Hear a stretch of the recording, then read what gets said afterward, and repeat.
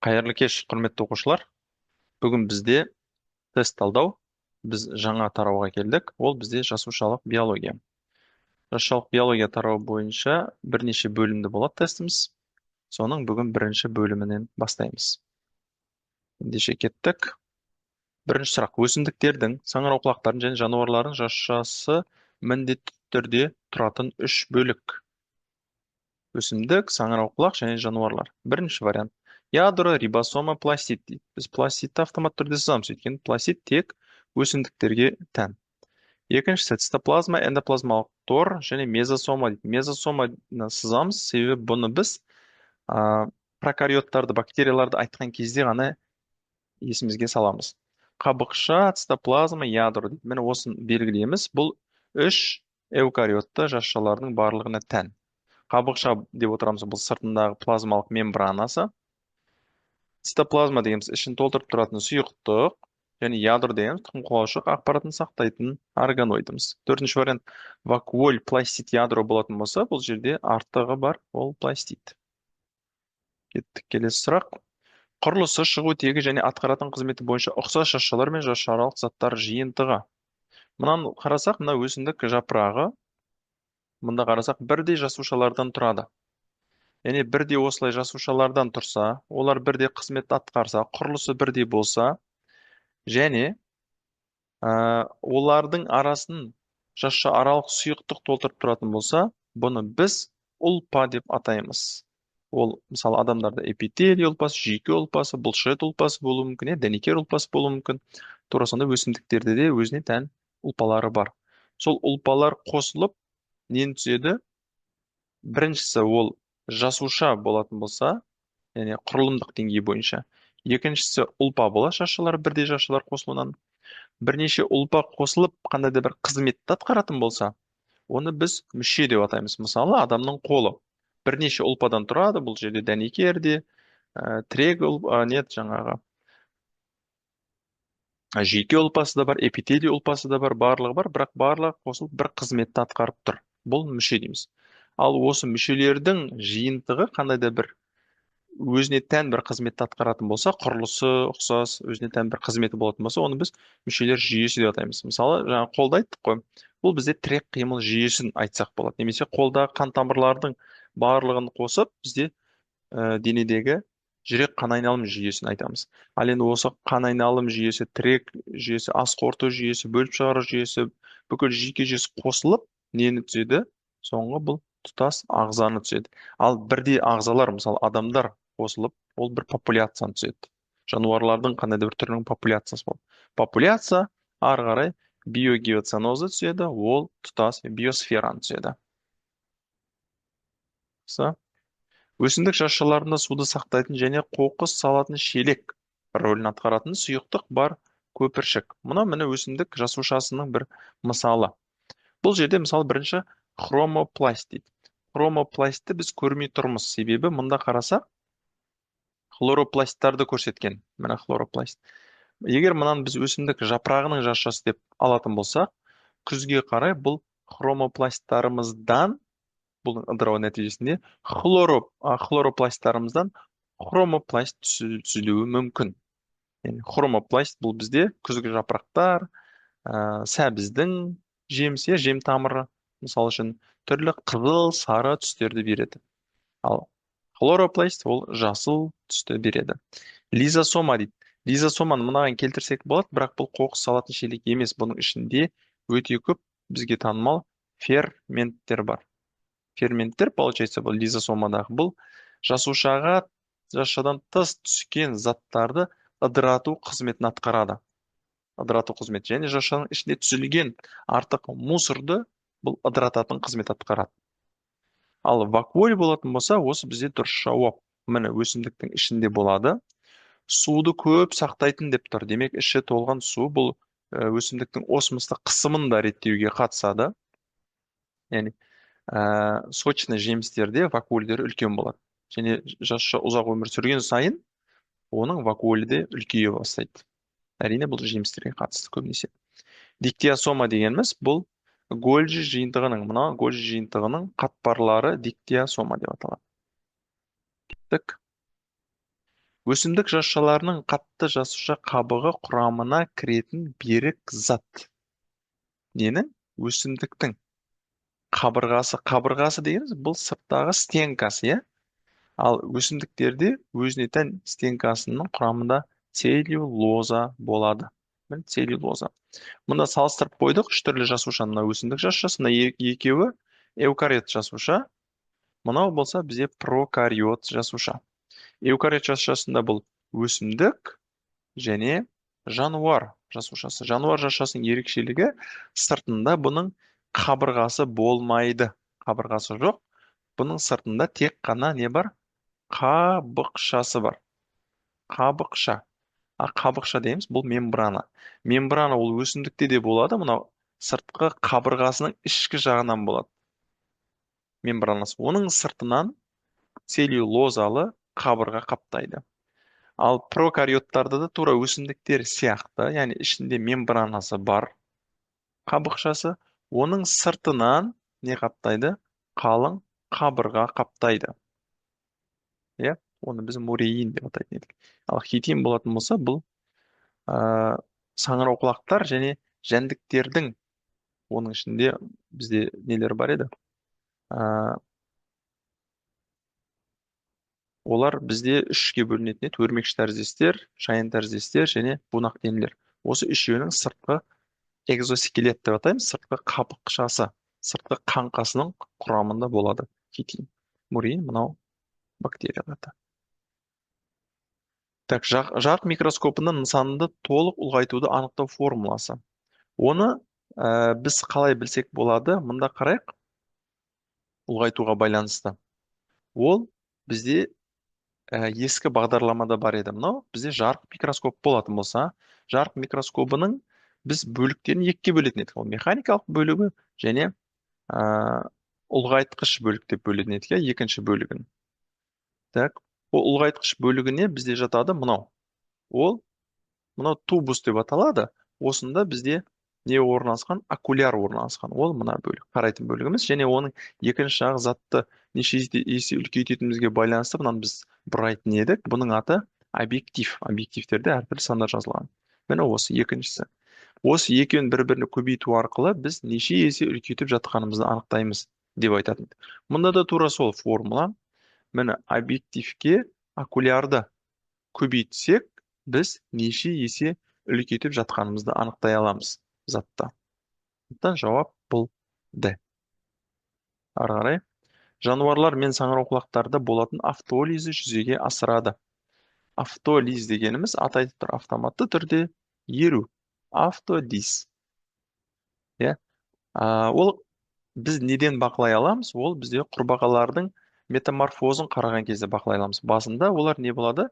Шөміш балық болады. Яғни балық сияқты жабырасы бар және құйрығы бар жүзетін. Бірақ ол өсе келе құйрығынан айырылады. Құйрық, мынау ұзын құйрық қайда кетті? Құйрық жойылды. Ол қалай жойылды? Оны біз автолиз деп атаймыз. Яғни жасушалар өзін өзі жоюы. Ол автолизді мына жерде мынаған ұқсатсақ болады. Мысалы, қандай да бір құрылысты оны келіп бұзуы. Мысалы, кран келеді, оны бұз тастайды. Яғни бұл мынау тура жасушалар болатын болса, олардың жойылуы. Оны жоятын қандай да бір құрылығы бар. Мына именно осы жоюшы бұл бізде лизосома болады. Міне. Енді тура осыған ұқсас екінші бір процесс бар, оны біз автофагия деп атаймыз. Аутофагия. Бұны мен шатастырмаймыз. Аутофагия дейміз, мұны жасушаның ішінде міне ядросы бар, органоидтары бар.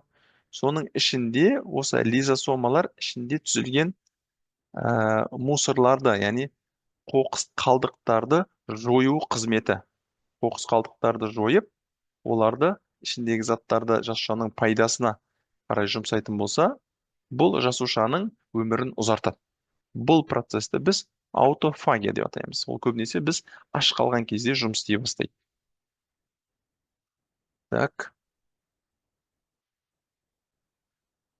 Так, біз 8-ші сұраққа келдік. Тірі мөлдір нысанды анық бақылауға және боялмаған микроорганизмдердің арттыруға мүмкіндік беретін микроскопия түрі.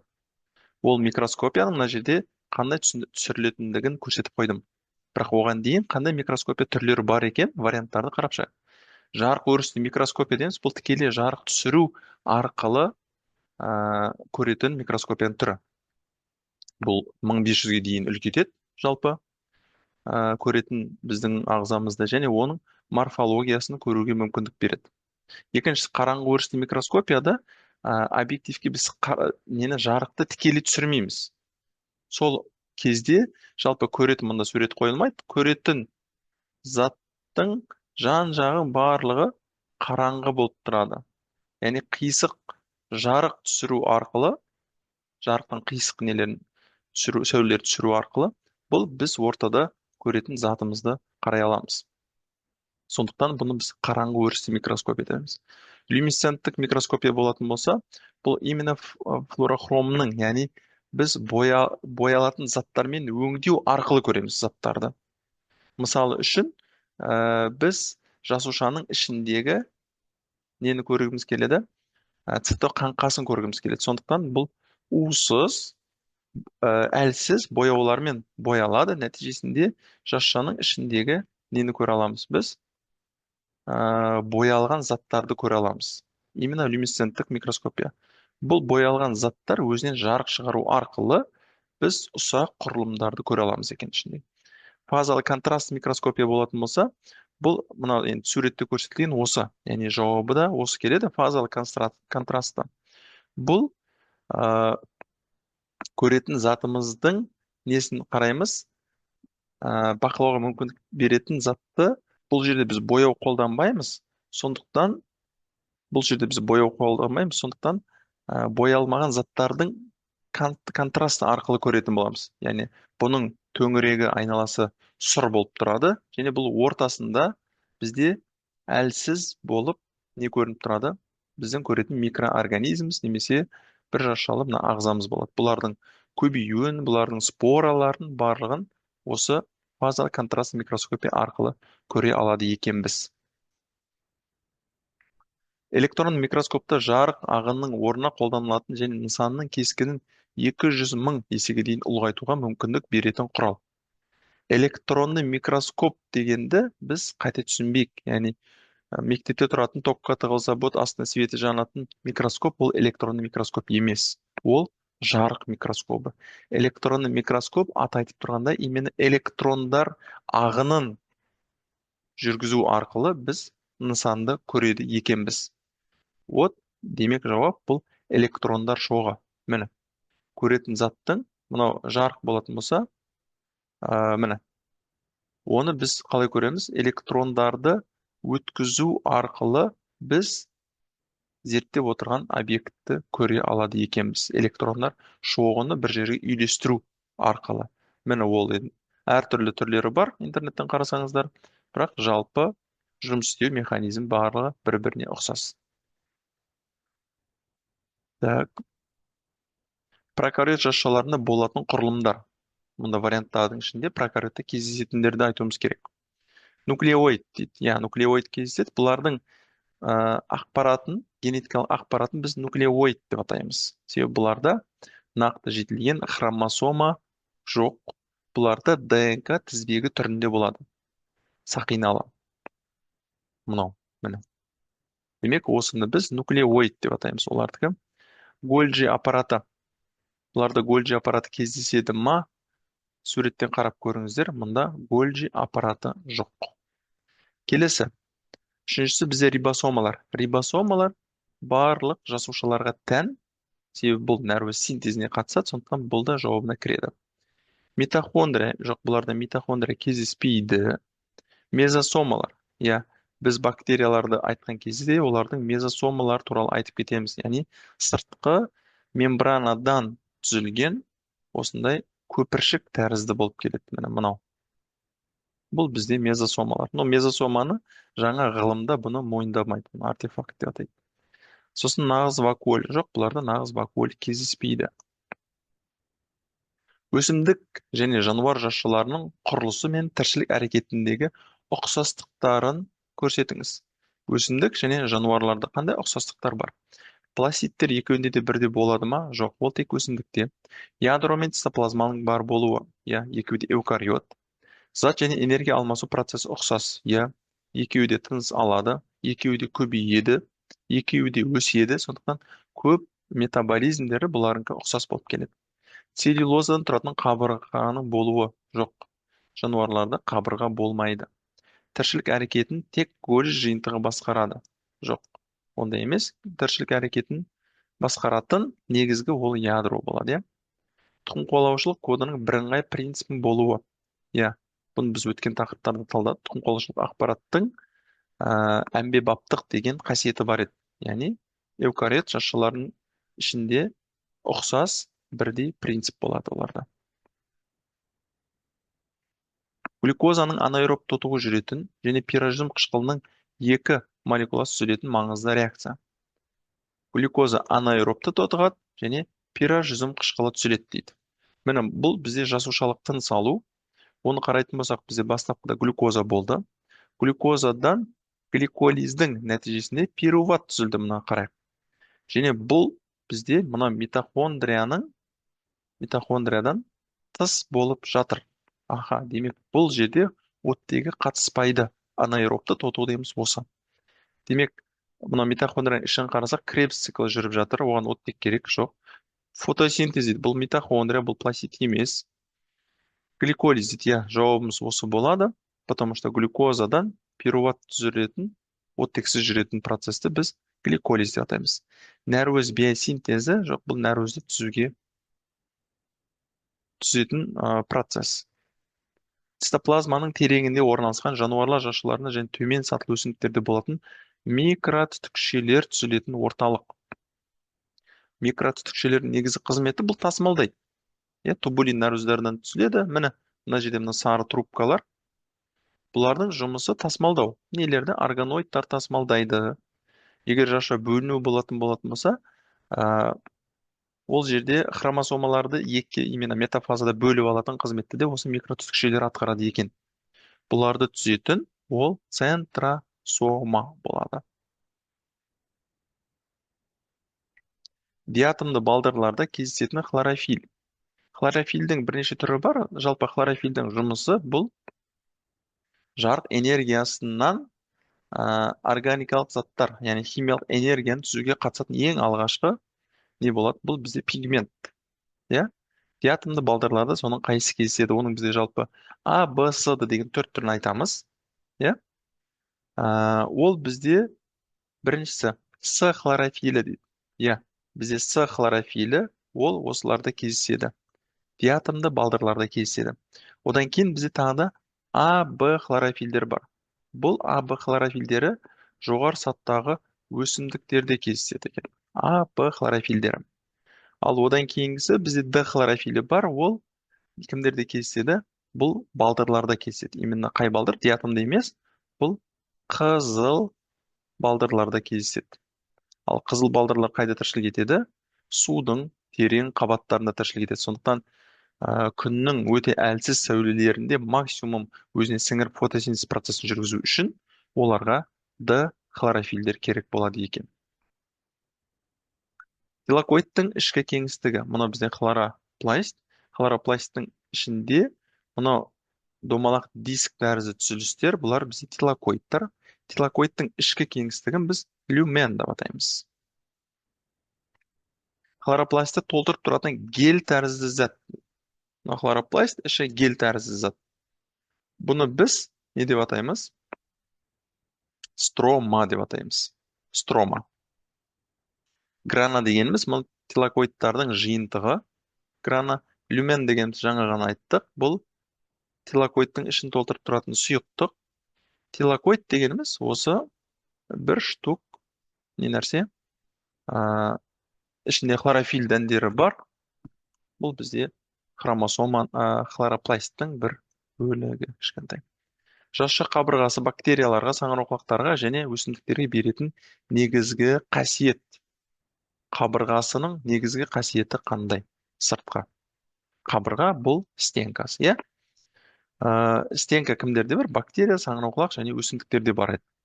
Олардағы негізгі қасиеті ол беріктік. Сондықтан өсімдік қозғала алмайды. Не үшін? Өйткені сыртында беріктік қасиет беретін қабырғасы болғандықтан.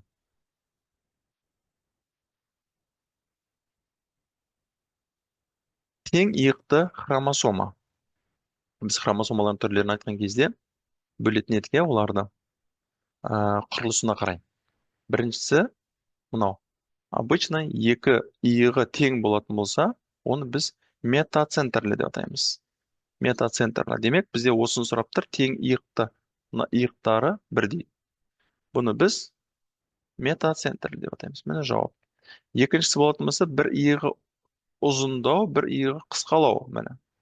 Бұны біз субметацентрлі деп атаймыз. Үшіншісі мынау. Бір иығы өте қысқа. Мұнда біреу ұзындау, біреу қысқалау еді, мұнда біреу өте қысқа болатын иықтары. Бұны біз акроцентрлі деп атаймыз. Бірақ акроцентрліктің ұшында тағы да мынандай бөлік болатын болса, бір құлақ сияқты болып тұратын болса, бұны біз не деп атаймыз? Спутникті деп атаймыз. Спутникті. Спутник сияқты бөлік тұр. Ал соңғысы болатын болса, бұл иығы мүлдем жоқ, бұны біз телоцентрлі деп атаймыз. Мұндағы соңғы жауаптар. Холестерол молекуласының плазмалық мембранадағы негізгі рөлі. Так, холестерол, мынау мембрананы қарайтын болсақ, мынау арасында орналасқан міне холестериндер. Холестерол. Бұлардың негізгі қызметі қазық қызметін атқарады. Яғни мынау бізде мембрана ол сұйық мозаикалы ғой. Яғни липидтерден құрылған бұл сұйық болады. Соны берік ұстап тұру үшін, қаттылық, тұрақтылық қасиет беру үшін осындай арасында холестерол молекулалары болады екен. Демек, жауабы бізде Б болады. Қаттылық және тұрақтылық беру. Слишком жидкий болып кетпеуін қамтамасыз етеді. Гелоплазманың дисперсті ортасы не болып табылады? Бізде жалпы бір кез келген ерітіндіні алатын болсақ, бұл жерде біз екі нәрсені қарастырамыз. Ол дисперсті ортасын және дисперсті фазасын. Дисперсті ортасы дегеніміз бұл еріткіш, былайша айтқанда. Мысал үшін, ол мына екіншісін қарайық, көк болып тұрған, сіздер ойлаңыздар, бұл су. Су. Суда қандайда бір зат ерісе, мысалы, қандайда бір зат ерісе, бұның дисперсті ортасын су деп атаймыз. Ортасын. Ал еріген затты біз дисперсті фазасы деп атаймыз. Қандайда бір нәруыз ерді, допустим. Түсіндік па? Демек, гелоплазма бұл цистоплазманың негізі. Гелоплазманың ішінде әртүрлі органикалық заттар бар. Тура мынандай міне органикалық заттар. Ол ненің ішінде тұр? Ол әрине судың ішінде тұр. Яғни гелоплазманың негізгі дисперсті ортасы ол су болады. Егер наоборот болатын болса, қандай да бір ортада су, яғни мына еріткіш, енді бұл жерде басқа нәрсе болды, еріткіш қандай да бір қышқыл болуы мүмкін. Егер сол қышқыл болатын болса, ол қышқыл дисперсті ортасы болады. Қышқыл. А вот сол қышқылда еріген зат, ол дисперсті фазасы болады екен. Так, осымен бізде жалпы тест талдауымыз аяқталды. Барлық қатысқандар, тыңдағандарға рахмет. Сау болыңыздар.